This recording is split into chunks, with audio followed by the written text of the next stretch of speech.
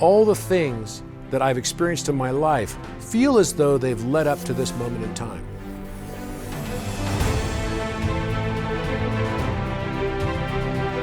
I never thought even 10 years ago that I'd be having this kind of conversation. I just have this incredible curiosity to understand why things are the way they are. As we remember who we are in this grand story of this great work, then everything around us will shift. It opens up an entirely new world for people and their relationship with mathematics. This is not the mathematics that your father or mother learned. This is mathematics that is universal.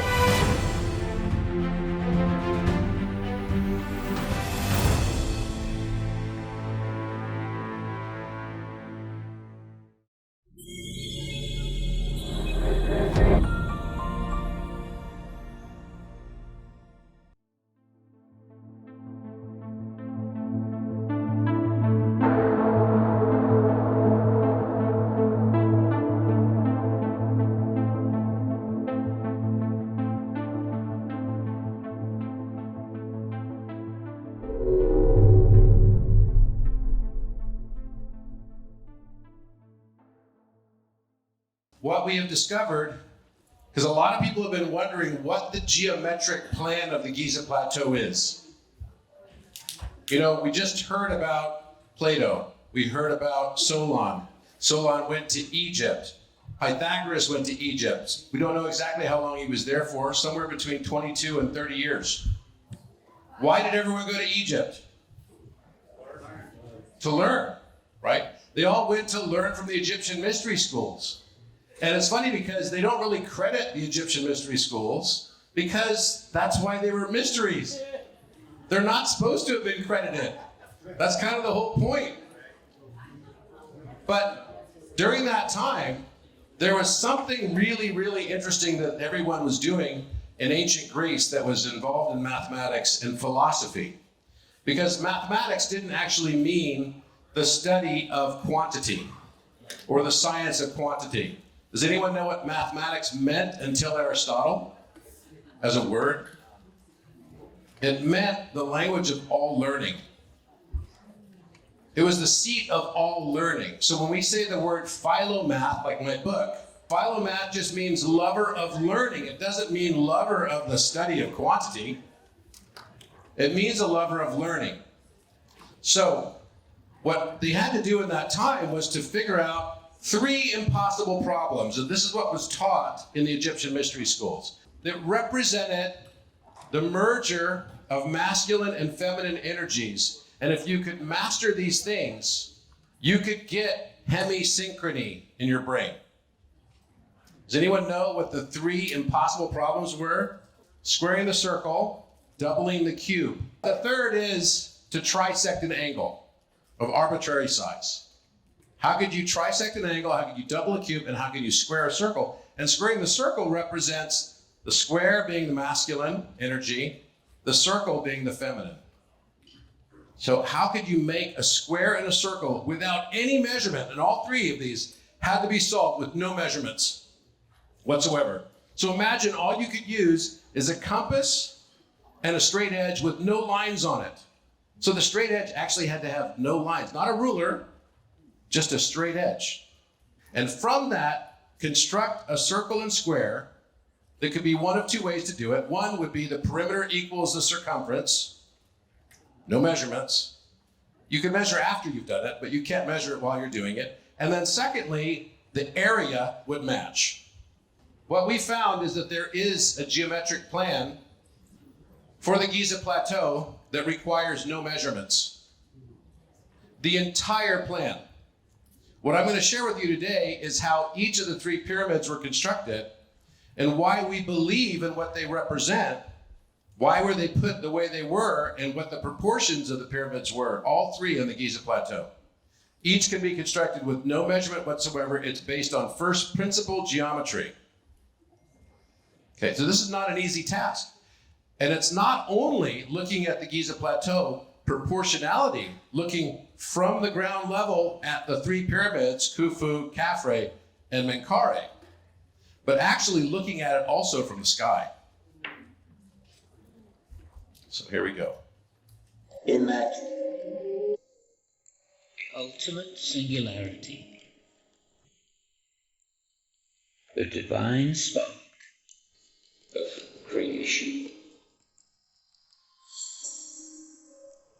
It duplicates itself infinitely, according to immutable laws of mathematics, electromagnetism, gravity,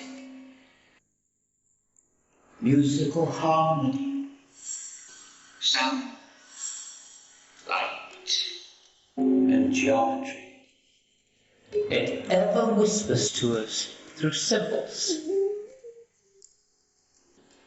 And the eternal building blocks, perfect measure, prime numbers. It hides its timeless mystery within every flower of every life that blossoms from the blue known as Archangel Metatron's cube. This sacred altar contains the seed of all possible three-dimensional patterns in creation. It must, therefore, hold the key to the greatest architectural accomplishment known to man, the pyramids of Giza. Polymath Robert Grant has discovered that key using only non-dimensional geometric compass and straight-edge methods. The measurements you'll see in this series are corroborated independently and as a consequence of the pure geometric constructions. Musician and cryptographic analyst Alan Green has solved Renaissance codes that confirm these hermetic secrets were deliberately hidden within the works of Shakespeare to preserve their purity through the Dark Age, the future discovery when the world will be ready to comprehend. That time is now. Before we go into the geometric construct, and I call it the central plan of Giza, I want to ground us first on the notion that what we think of as time might not actually be time. How many of you felt maybe that might be the case? That things are seeming to be a little bit bizarre, right? And history repeats itself often. And maybe it's because we might be living in a simulation. Okay? So, one of the things that I found early on was that the speed of light was directly related to the placement of the Great Pyramid. A lot of people think, oh, that's not true. But actually, it is. And it's not only the speed of light that we're going to find out on this. Just watch this video. The relationship between the speed of light, time, 1 over pi, and the Great Pyramid's geocoordinates. Well, let's start with the speed of light, 299,792,458 meters per second. Now take that, enter it into Google Earth as 29.9792458 degrees north, and then put your longitude at 31.1342 degrees east, which also has its own specific meaning, which I'll get to in just a moment. Now hit enter. Google Earth will make a conversion of that decimal value into sexagesimal base 60 math. And once you hit enter, it's going to take you to the exact location of the coordinate. And one of those coordinates was the exact precise number of the speed of light. Longitude conversion value is 31 degrees, 8 minutes, and 3 seconds. Seems familiar. Have we seen it somewhere before? That's 1 over pi exactly. So now we've got the Great Pyramid where you have 1 over pi on one axis for the longitude. You have the speed of light on the other axis for the latitude. And when you take that value for the longitude and divide it by 360 degrees, you end up with 0.0864864. And we have 86,400 seconds in one day. So now the other axis, longitude, is a time axis. So the latitude is exactly down to 1 meter accuracy per second, the speed of light. The longitude is exactly, in sexagesimal measurement, 1 over pi. 31 degrees, 8 minutes, and 3.1 seconds. Okay, that seems kind of uncanny, doesn't it? I mean, you know, how many digits were there? There's 299,792,458 meters per second. I mean, that's 9 digits. To land on that degree of accuracy, and pyramid means fire in the middle. One of the words synonymous throughout ages of time for light has been fire. So maybe are we talking about the mean of light? And then 1 over pi? Come on. Now, we didn't have longitude whenever the pyramid was built. And we didn't have latitude either. So how is it such a remarkable coincidence? Well, I used to believe in coincidences and I don't anymore. So this is something that is the beginning of this geometric structure of the Giza Plateau. How many of you know the slope angle of the Great Pyramid? 51.8436 degrees and 51.85397 degrees. Now, it turns out there's something very, very special that happens when you get it exactly at the second of those measures. Now, we're talking about a tiny, tiny, tiny amount, right? The difference of 0.01 degrees that's going to be somewhat imperceptible to us, right? But let's say we start, and it could be any arbitrary length. It doesn't matter the length, because measurement doesn't matter. Ratio matters. Okay, so in this particular case, we start with a circle with a straight line of equal length to a circle with a circumference of equal length. And that length could be any length. In this case, I've chosen 432. Why 432? Because we know that the Great Pyramid is exactly 43,200 times smaller of a scale, right, against the Earth. So there's something maybe significant with 43,200. How many of you heard that before? Okay. So I use 432 as a unit of measure, call it a unit of Earth measure. And now let's see what happens. So if we start with the circle, now you might recognize this also. Have you ever seen before what looks like a circle like this and then a rod like this, about this length? Where have you seen this before? Maybe this is a key, because watch what happens. So we just simply take that circle, we place on top of it another circle,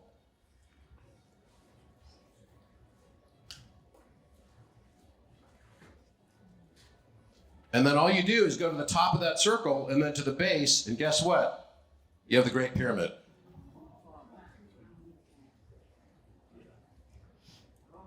Exactly the slope angle of the Great Pyramid. Does that surprise you guys? No. Shouldn't it be simple? Shouldn't it be simple? So this is, I believe, the key of Metatron. Now, we have J.J. Hurtak in the house. Where is he? Back there. Now, he wrote an amazing book called The Keys of Enoch. And I'm going to submit to you that in addition to those keys, we have musical keys. Keys of music. And that's what the pyramids are telling us. You're going to see it here in a moment. We start with a simple circle that's the same length as the line. And then we put another circle on top of that. And then at the apex of that circle, we place a point and we draw a line to connect to the base on both sides, and you have perfectly the Great Pyramid slope angle. Now look what happens. Because it doesn't only give us that, it also gives us more. So we take a circle where this circle is now going to be the same, its diameter is equivalent to the height of the Great Pyramid. Okay? And from this, we can also do something else, solving one of the Greek problems that are supposed to be impossible.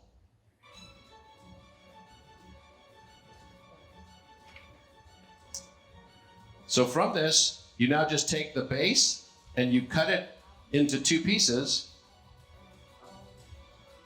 And now you make a square from that base. And look what? The circumference is exactly 864, and the perimeter of the square is exactly 864. It's not partially, this is on GeoGebra. You can see on there, in fact, that the level of accuracy, because you can see the degree marking, which is 51.85397, and the decimal positions after that. But actually, you'll see on the circle circumference and on the perimeter that GeoGebra gives us, which gives us 17 decimals of accuracy, it basically tells us exactly the position of 864. So the half base perimeter of that square, 864 and 864. So now we've squared the circle. So we solved a problem using this method. Now, there's also another method I'm going to show you in a moment. And the ratio that we see of the base to the height turns out to be pi over 2. So just remember that one for a moment. So now from this, we're going to try to solve how to draw without measurement Caffrey pyramid. So we put an X across the square to find the center of the square. Then we put a horizontal line across that. Then from there, we find where the pyramid slope intersects the square, and that becomes the center of the circle. And then we cut the square into another partition in half and find where it X is in the center. And then from this, we draw a circle that goes to that 1/4 separation of the square. And you see where I place this dot right here? See that dot? Right here? Okay. And then we look to see where this line is going to intersect. So this diagonal line coming down to the center point right here, where it intersects this line right here, gives us exactly a special slope.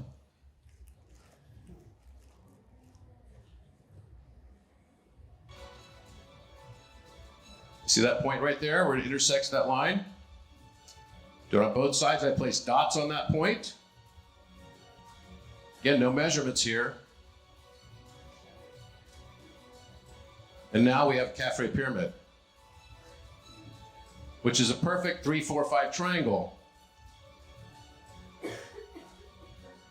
And in perfect proportion to the Great Pyramid. So 471 feet high versus 481.1 feet, which turns out to be, in meters, 144 meters. So there's something with the units of measure too showing up here. Look at that, 216 meters is the base.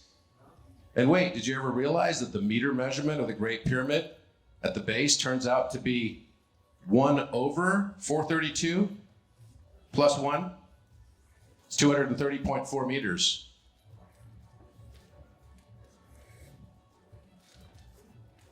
So now we have Caffrey pyramid. Let's see if we can find Menkaure.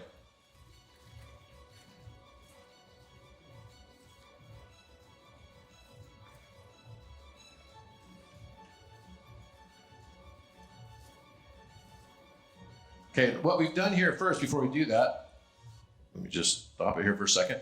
One thing that's really interesting, so remember how I took half the base and then used that as the square for the Great Pyramid, which is the square you see there? Now, when we take a circle to the top of Caffrey, and we use the height of Caffrey as the diameter of that circle, notice where the circle intersects the Khufu square. The Great Pyramid square is intersecting the Khufu, right? The Caffrey circle is intersecting the Khufu square, and where it's doing it is right here. You see that? It's perfect. So there's something here about Caffrey, which is a 3, 4, 5 triangle, which represents the divine. The Great Pyramid has this balance of masculine and feminine, which is really interesting. Circling the square, squaring the circle. But now we're seeing that this square of Khufu, which was this half the base, which then gave us that perfect squaring of the circle, is now actually cresting and touching the Caffrey circle. The circle that goes to the top of Caffrey. So that seems to be something important because it's exactly accurate. Now let's see why that could be important, and maybe we'll learn something when we see what happens with Menkaure.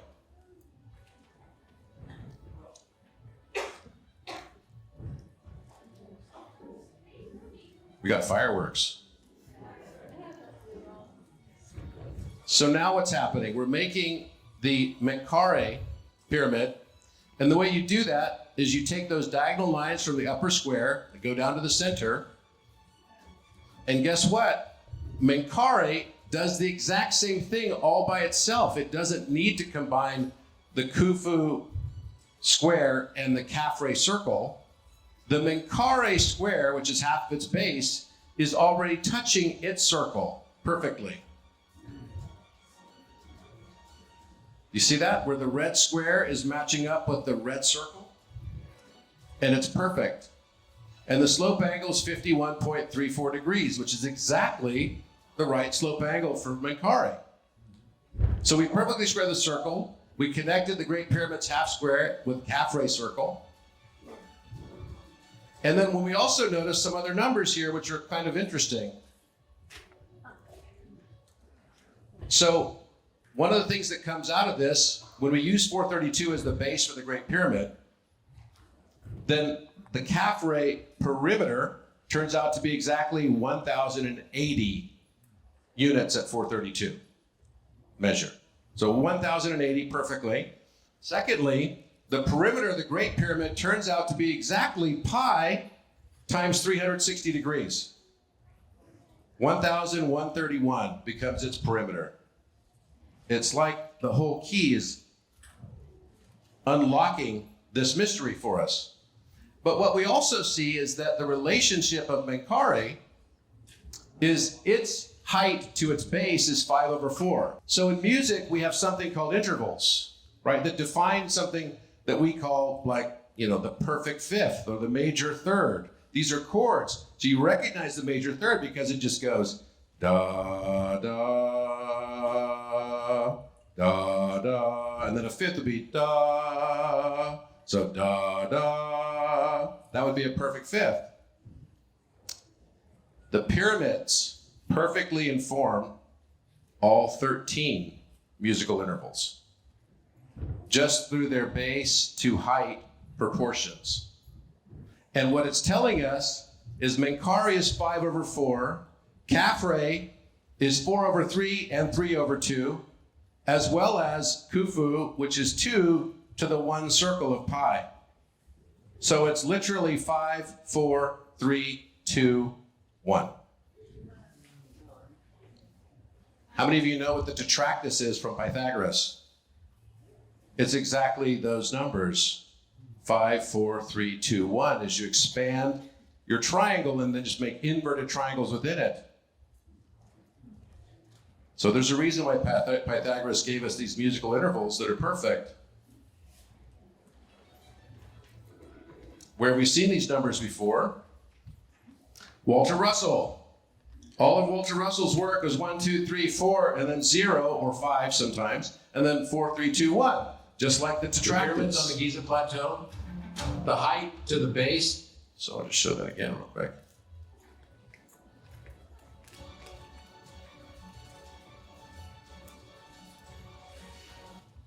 So 1, 2, 3, 4, 5, 5, 4, 3, 2, 1. Now, the thing about this is that these are exactly the measures that are used by Petrie, but never correlated before to the musical intervals. So this is the detractus, and you'll also notice I drew the tetragrammaton in it. 5, 4, 3, 2, 1.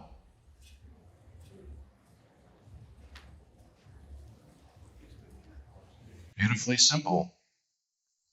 The pyramids on the Giza plateau, the height to the base, 1/2 the base of the Menkaure pyramid, the smallest pyramid, is 5/4, which is the major third. The height of the Caffrey pyramid is 4/3, which is a perfect fourth. And the relationship of the Great Pyramid is the diminished fifth. The Great Pyramid is actually the imperfect or the unfinished man. Unfinished mankind. All of the musical intervals, there are 13 musical intervals. Every one of them is represented perfectly in the proportional dimensions of all three pyramids. So when we look at the three pyramids on the Giza Plateau, we're looking at the architectural form representing all musical intervals. So it's the full spectrum of sound. We're literally looking at a rainbow spectrum of light. All musical intervals are perfectly represented.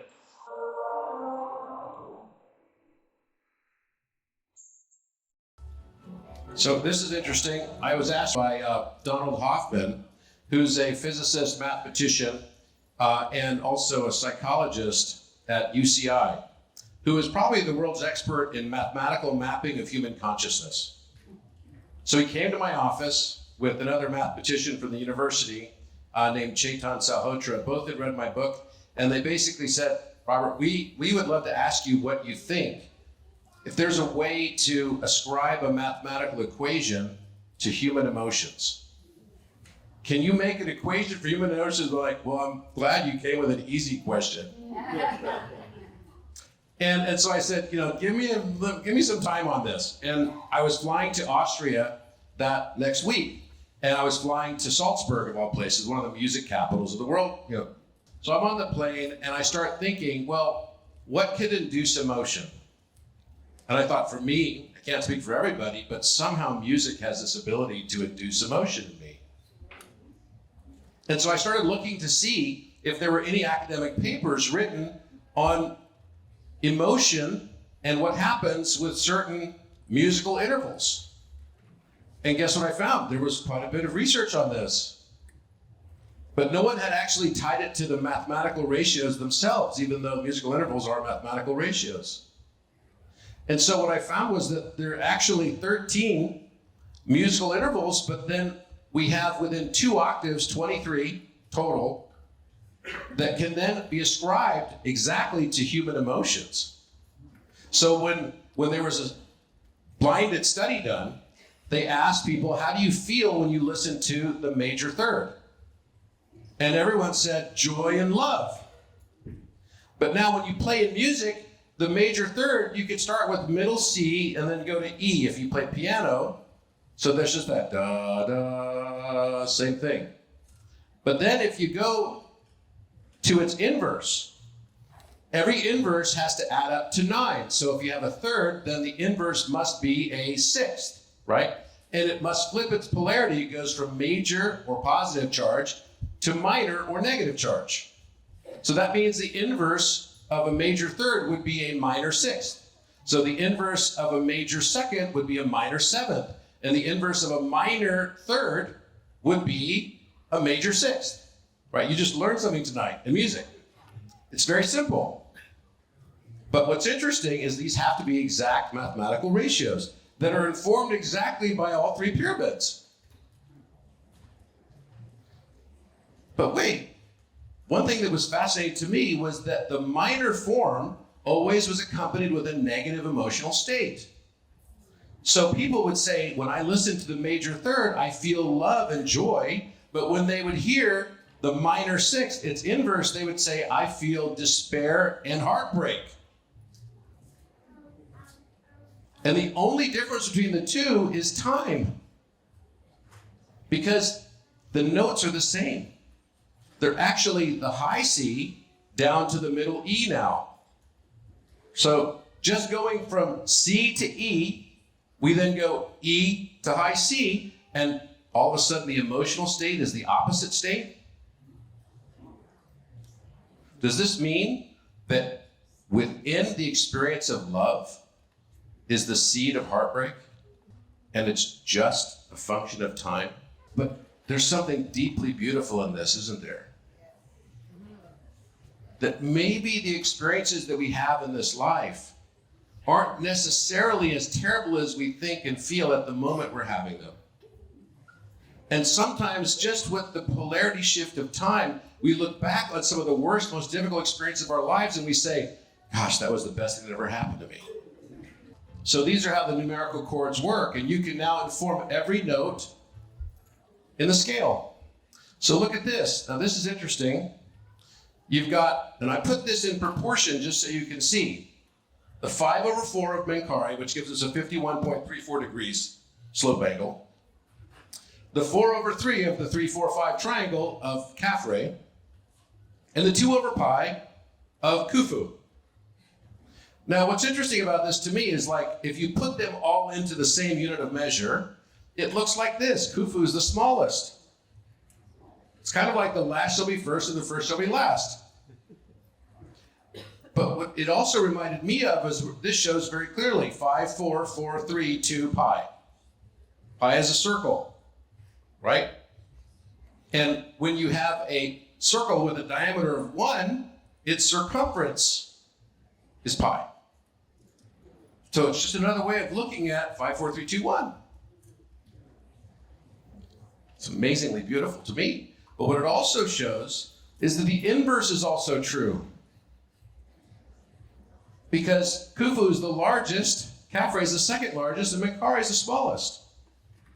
Are they trying to tell us something about 5, 4, 3, 2, 1 and 1, 2, 3, 4, 5? That what we think of is going one direction with time actually flows both directions? You ever notice that the shape of the number 2 is the exact same shape as the number 5? It's just upside down, backwards, opposite. Now, is that a coincidence? It's kind of funny as a coincidence because if you think about it, 1/2 is 0.5 and 1/5 is 0.2. It has mirror reflective properties, and 4 and 7 has the same phenomenon. 1/4 is 0.25 and 2 plus 5 equals 7. And it has the same shape. Everything has geometric resonance, but what this is telling us is that the Giza Plateau is actually the full spectrum of light and the full spectrum of sound. And maybe we should learn how to love and accept all of it. Now, this is the top view of the Pyramid Plateau, Teotihuacan. And I say Teotihuacan for a reason, because the height of the Pyramid of the Sun in Mexico City, outside of Mexico City, is 216 feet. Well, that's the exact same height as Menkari Pyramid.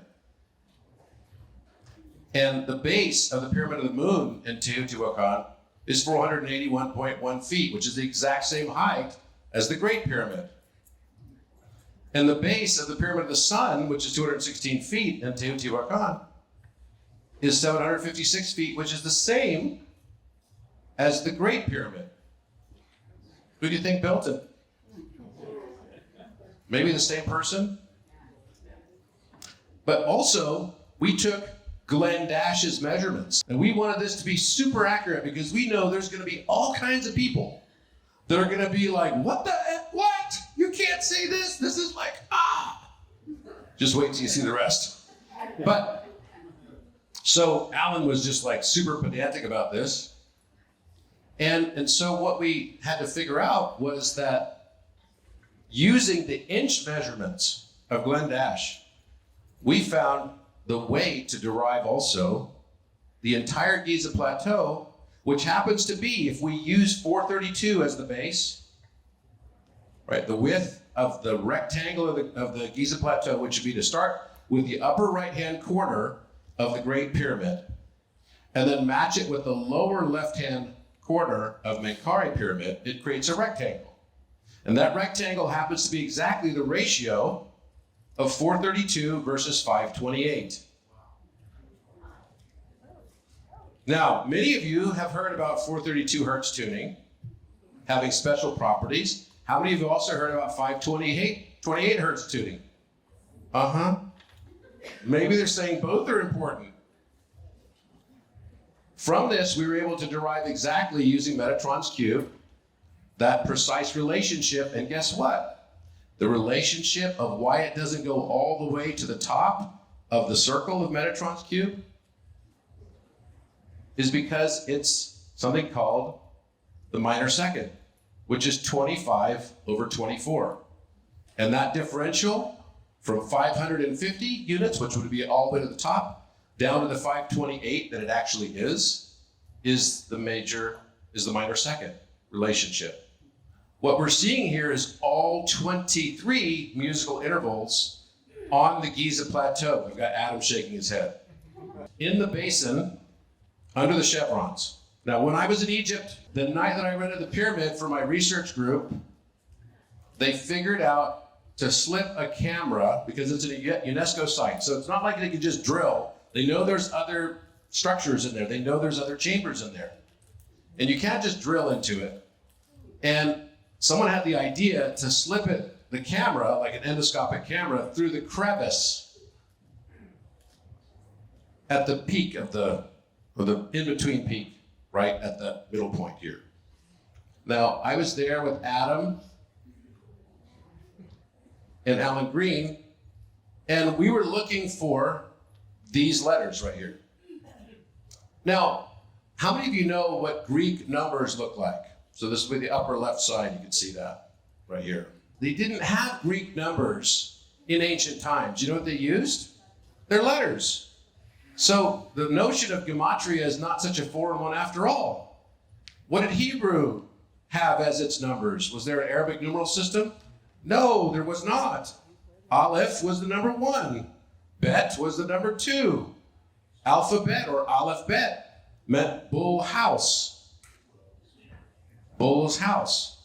The house of the bull, Leonardo da Vinci refers to the Great Pyramid as Bull Mountain.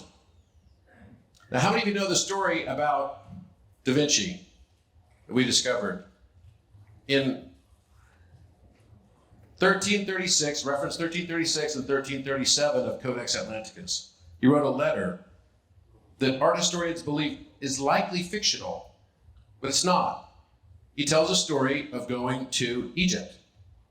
And he writes a letter to the Devatdar of the Lieutenant of the Sultan of Cairo. This is written, we believe, in 1482 or thereabouts. Da Vinci was missing from Italy for 3 years. Nobody knows where he went. Sometimes they reference him visiting a cave, and this was actually the subject of one of the things on Ancient Aliens once, right? And they said, what happened to Da Vinci? Where did he go? And he came back super enlightened or something. Well, where does every polymath end up going to learn? Egypt, the mystery schools. So he said that he went to work for this sultan, and the sultan's name was Kate Bey. Now, Kate Bey is a very famous sultan. He's a Mamluk sultan, and Mamluk was a group of offshoots, I guess, of the cousins of the Ottoman Empire at the time. And they were very hostile to the Ottomans. So they didn't get along, and they had a whole nation that was called Syria that started off in Asia Minor, and where modern Syria is today, and then comes all the way down to include Libya, right? So included, obviously, Egypt and Sinai and Palestine and everything. So Da Vinci says that he was, of course, during that time, what was Da Vinci famous for? Cryptography. If you're sending a letter, and this was a draft letter because the real letter we don't have, so what you would do is you would write it out, because it has a lot of cross-out marks on it and everything. You'd write it out first, and then you would write a nice clean copy of it and send it off. Well, this letter to the Sultan of Cairo was actually called Cairo, Babylon. So Babylon is a part of Cairo where there's a fortress that was built by Kate Bey. And this is an old town Cairo, and it's right on the Nile. So Da Vinci, of course, had to encrypt this letter because it could easily have been intercepted. And probably he wasn't hired by the Sultan for something that everyone was supposed to know about. And this king was known as a philosopher king. In fact, he hired more than 100 Renaissance scholars to build Cairo that we know today. Did you know that this one sultan erected more than 200 buildings in Cairo alone? And many of them are still standing. In fact, it was his goal to make Cairo a thriving metropolis that rivaled the other cities of the then Renaissance period Italy. And so the buildings that he basically had erected there looked like Tuscan castles. So basically, he said that he was at the base of the Great Mount Taurus in these letters. The Great Mount Taurus, we believe, was a code name for the great Mount Ras Tau, which is just Taurus backwards. Ras Taui is the original name of the Giza Plateau. It wasn't named Giza until long, long after. And he said that while he was there, and so it could lead people to believe that he was actually in Anatolia or Turkey, looking at the great Mount Taurus, which the greatest mountain in the Taurus mountain range in Turkey was actually Mount Ararat. I was interested watching Dr. Schock's presentation where he said there's this small group of people that somehow came out of that area, and it looked to be the region exactly of kind of Armenia and where Mount Ararat is, right? Maybe like a Noah's Ark type thing, who knows? But you would think that he was actually talking about Mount Ararat, but he starts talking about it in terms of it being a built structure. In fact, he refers to it as the structure of the mountain. Now, who would refer to a mountain in the context of a structure?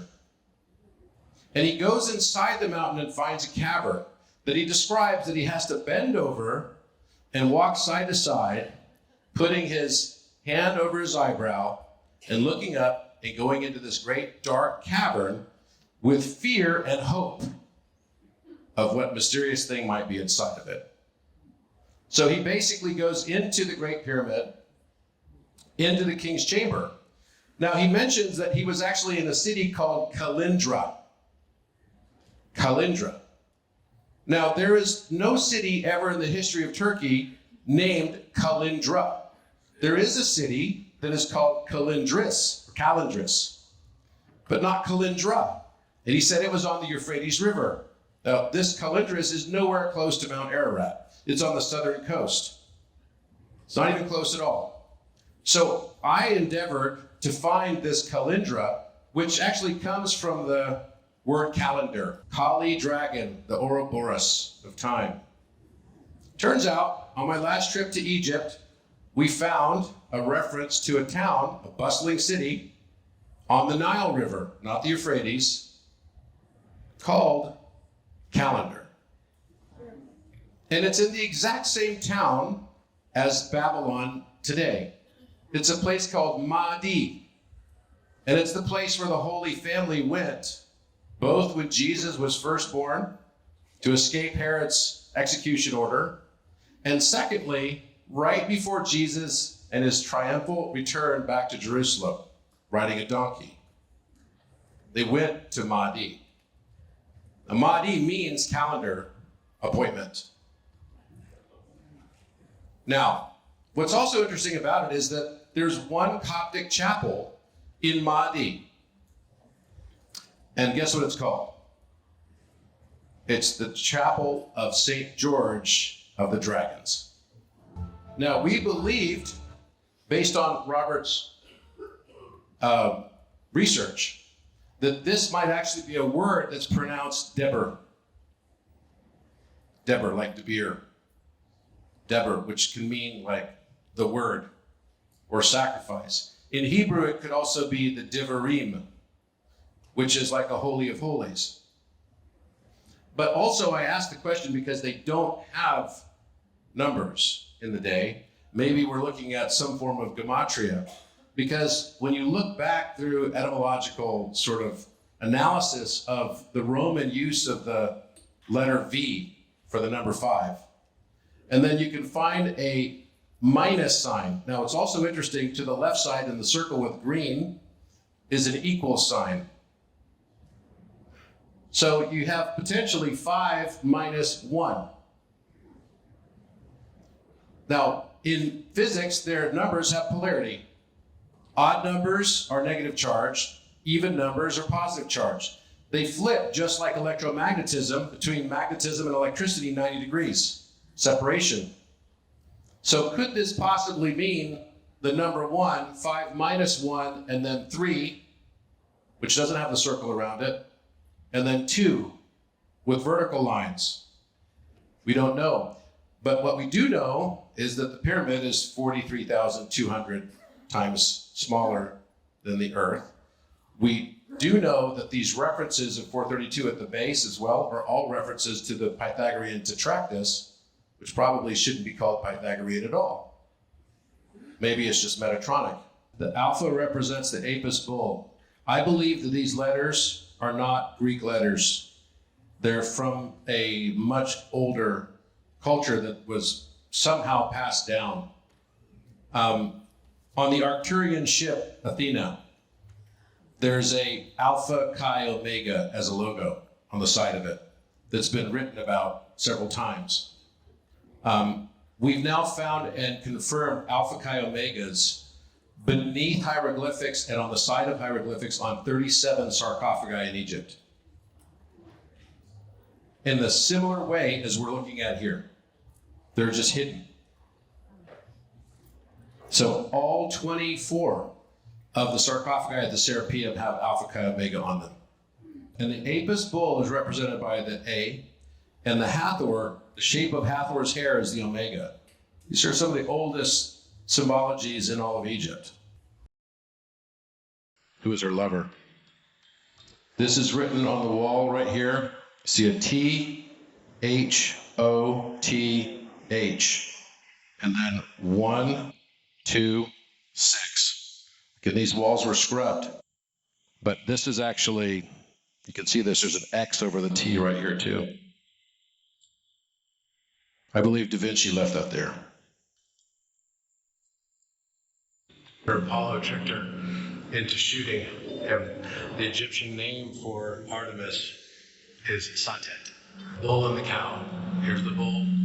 This is on the north wall.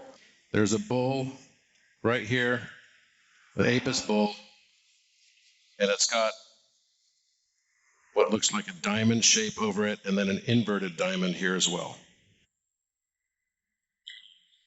Represents the earth. And look what that matches.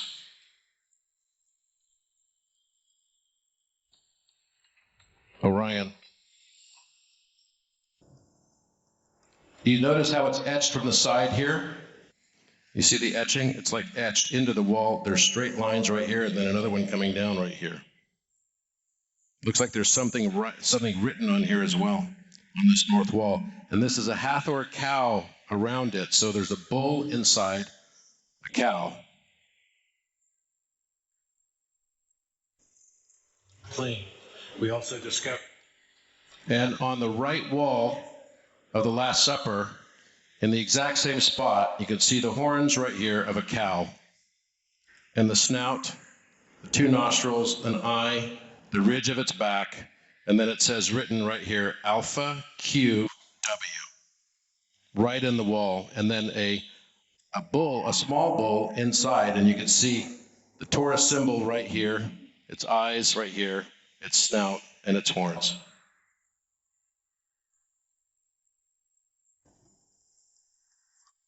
There's a King's Chamber wall. Here's the eye of the Hathor right here.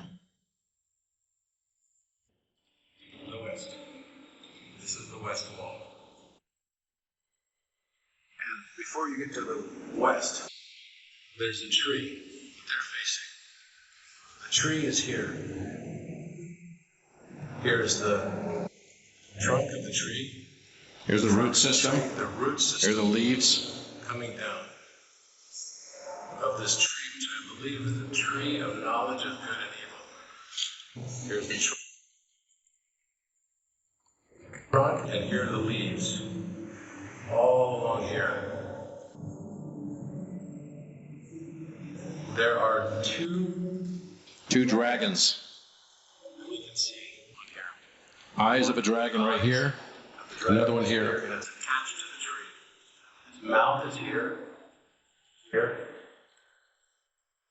and then it comes down along here. And then there's another dragon also attached to the tree. And these look like Chinese-style dragons with these tentacles extending off the back end. And if we trace this, we can actually see the way the line of these dragons extends. So it goes here, like this, up like this, and down like this, and up again like this, and down like this, and then it loops back on itself, and then there are 2 tails. One tail coming across here and ending here, and the other tail of the other dragon coming across here and ending here.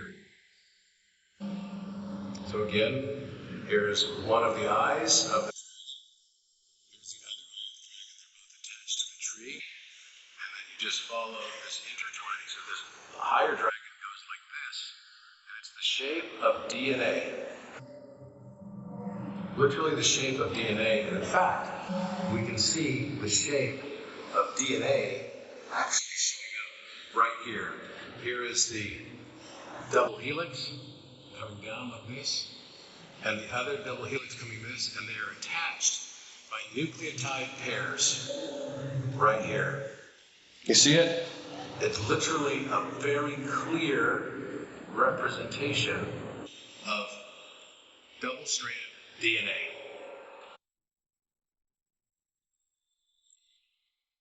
So what the whole design looks like this.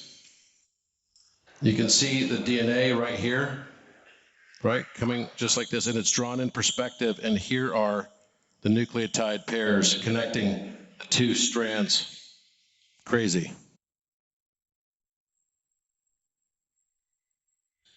And what the whole wall looks like is this. There's 3 dragons on the wall. Those are the 2 birds here, the bull and the cow, and this tree. And this is the sarcophagus right here. You guys are the first to see this stuff.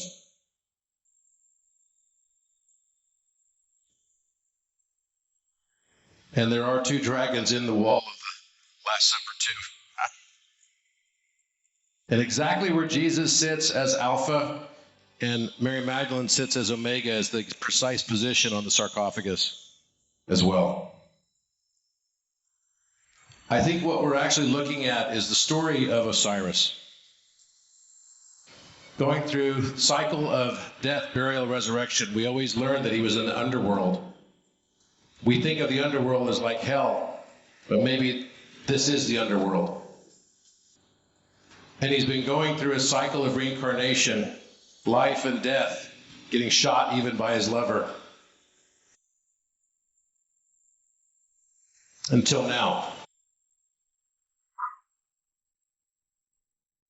Where he learns that all of it was for his greatest benefit. That in the seed and in every experience of love is also the seed of despair. And that all of it is for us to learn our own beautiful uniqueness, because that's what we provide back to the universe. Our unique record of how we see the world, that will never be seen the same way and never be experienced the exact same way ever again by anyone ever in this beautiful universe. Thank you very much.